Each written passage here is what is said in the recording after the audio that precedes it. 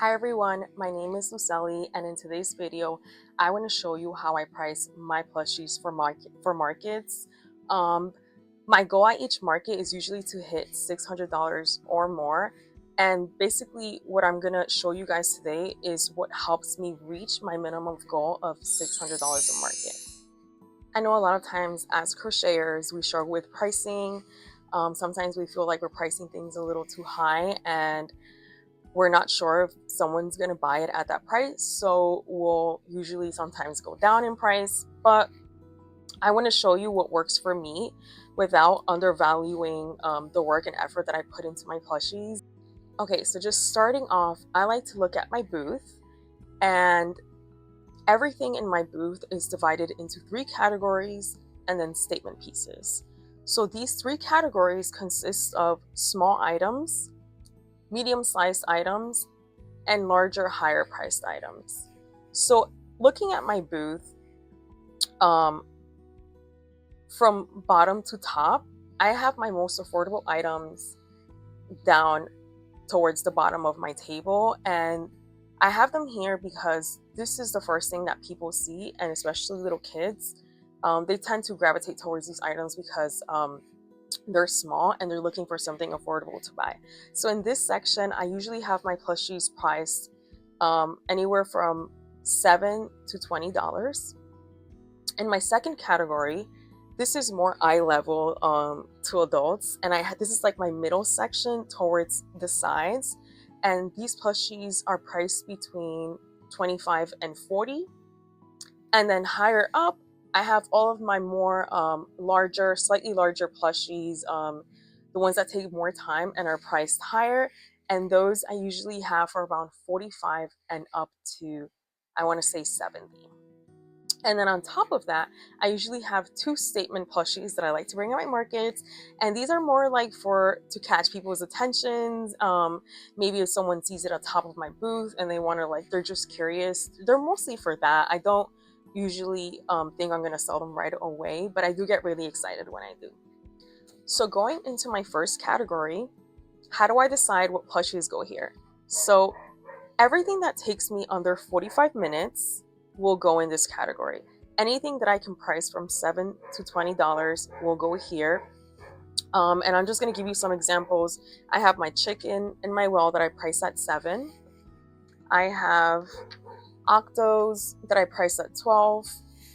And I have a loaf cat that I price at $18.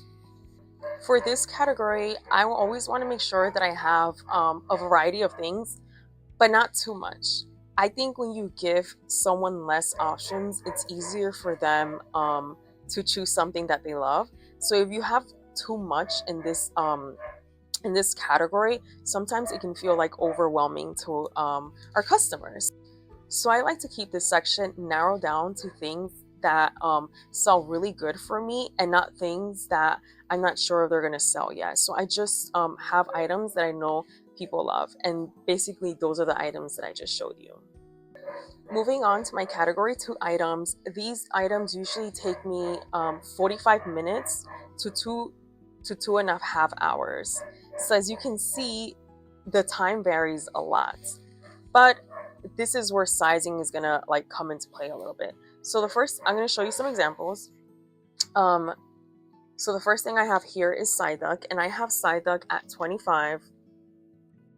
And as you can see, they're not big plushies, but they're not small either. And I think also because these are Pokemons and they're pretty popular, I have some opportunity to charge a little bit more for him. And I have sold one. Something else that I have here is Jolteon, and I have Jolteon at $30. I have Sylveon for $35 in this section too. Moving on to my third category, these are plushies that are a little bit larger. They take me a lot more time to make. I want to say anywhere from 3 and up. It could take 5, 6, 7 and more hours. I don't always expect these to sell fast, but sometimes I do sell a good amount of these. It's just finding the right people that are willing to pay for something that they love. So I'm going to show you some examples. I have this adorable snuggler, and I have this one priced at $60. I usually price my snugglers between $45 and $55, but this one in particular did take me a while to make because of the color changes, and I actually didn't follow the pattern exactly because I realized that it was going to take me a lot longer with the color changes that I had. So I simplified it and I charged 60 for this one. And then I'm going to show you, I have a baby Charizard, and for this one I charged $70. So as you can see, the size difference from like something that's 25,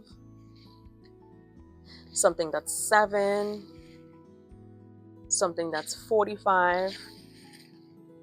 As I mentioned before, I also bring 2 statement pieces with me. This is one that I've been bringing to markets with me. He has not sold, but I feel like the right person is going to come along and love him, and then I'm excited for him to find his home. Just to also quickly call out, because you might be thinking of like materials and other things that go into making plushies. I don't personally calculate the exact yarn that I use or that goes into each plushie.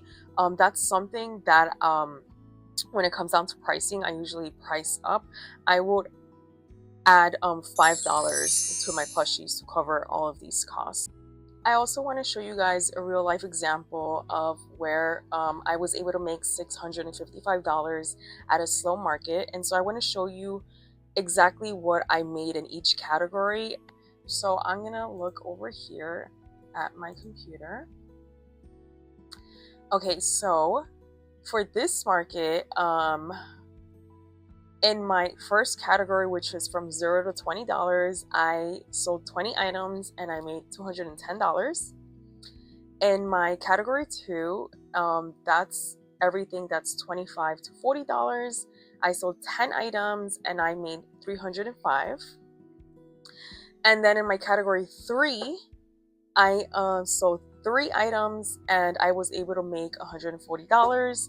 I did not sell any statement pieces in this market. It was really slow, but I just kind of like wanted to show you this example because you can really see that my sales and most of my profit comes from category 2, and that is why I spend most of my time creating category 2 plushies. So price ranges between 25 and 40 do really good. I know we also sometimes worry if we're pricing things right. Sometimes we hear comments that customers say to us like, oh, this is a little expensive. At my previous market, this this girl, I want to say she was around my age, she came up to me to my booth and she was purchasing something, and she was so sweet, and she told me that everything in my booth was really well made, that she can tell that it's handmade, and she really appreciates that. And she said that I could even price my items like $10 higher.